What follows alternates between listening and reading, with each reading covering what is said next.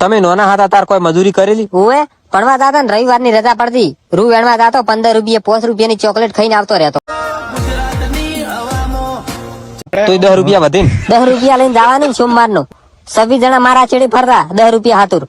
આખો દાડો પાર્ટી કરતા, ચેટલા અડધન તો મારતો હું, ચોકલેટ ખવડાવતો. તમારે પેન્ટ ને ઠીકડો મારેલો? ઓએ ચેડી ટેકાઈ થી તૂટી જતા, ઠીકડા મારી આલે ઘરેથી. ઈ પહેરીને જતું રહેવાનું નેહાલે. મારે તો ટેસણ માંથી તૂટતા એટલે કીધું હો. ના મારે ચેડી થી તૂટે. અમાર નેહાજ માં છોડી અને લુગડો ના તૂટતો હો.